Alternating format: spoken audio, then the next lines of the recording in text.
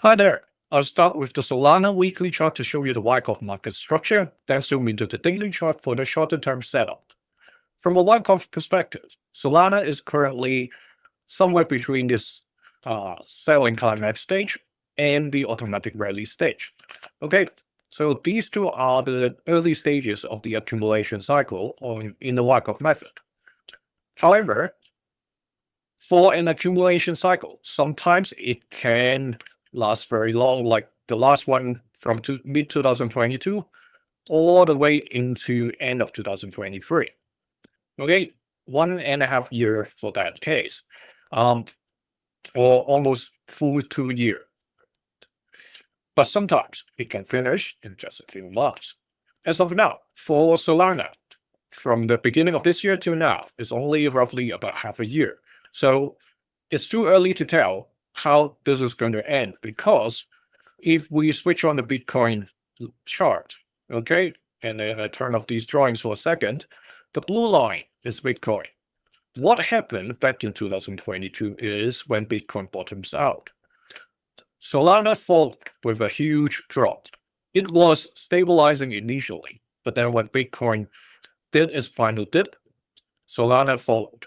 So that's the risk that we are facing right now in the altcoin category. All right, if the king catch a cold, are they going to follow? In Ethereum's case, if you go back to Ethereum session, I've explained there are some differences for Ethereum, but for Solana, we really have to keep a close eye to see what's going to happen. So as of now, you can see it is going through a stage similar to what happened in mid 2022 all the way into autumn that year, right? Stabilizing around a range and getting seemingly sideways movement. As of now, the key support obviously is this purple line, $75, but one below is the $60 line that was being tested beginning of June. The immediate resistance, the weekly key levels, is $89, the red line over here. Okay, so during the accumulation cycle, it's very typical for sideways movement.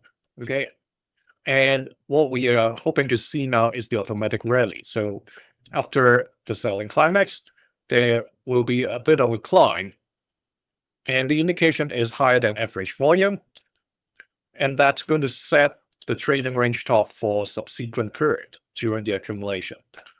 Right now, we haven't seen that yet. Okay, no higher than average volume, no testing of the key level above. Okay, so let's be cautious over here while remaining positive. And the volume itself is just normal. Okay, pretty much average over here. Nothing particular, like alarming or positive. From a daily point of view, zooming in, we see that Solana is bouncing off. We talked about this. By July 8th, we will see a 2C's decision, right? Whether it is going to continue with the uptrend or is it going to change the trend. And now it is coming back to test the $75 line. It tested it for 4 days already. Today, dipping lower than the initial test. So let's assume it is starting a downtrend. All right. The base case is range bound between 75 to this yellow dash line of 82.7. However, if it is really coming back down, just like what it did previously, okay, let's assume it has expanded the sideways trading from $60 all the way to this $82 or even $89 after that drop in late May, early June. Okay, it has expanded or changed the playing field. Initially, the playing field was between 75 all the way up to 97. You see this box over here. After that drop, and now coming back to set this top, or like short-term top over there, the range would have changed to 60 to 82. If it is really coming back down to test 60, you should not be surprised, okay? Because that's what happened on those high volume trading days. Okay, they have pretty much set the boundaries.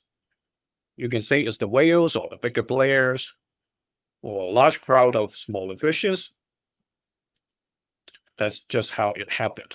So with the multiple support and resistance, we see the trend ceiling for the downtrend or the falling channel in this case, crossing first the purple key level of 75 and then subsequently $67, the yellow dashed line.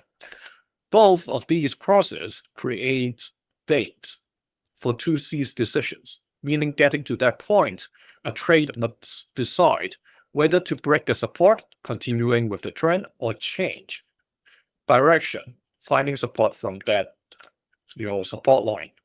This date points to the 22nd of July, right? In just a few days. If it still trades sideways at this point, it has to decide, is it sideways or is it going to continue with this trend? The next date, if it really drops below 75, that's pointing towards the 4th of August. All right. So that's how it's happening right now. And that's the shorter term trend. If you're interested in getting access to these videos 2 days earlier, join the other channel members now. See you in the next one. Thank you.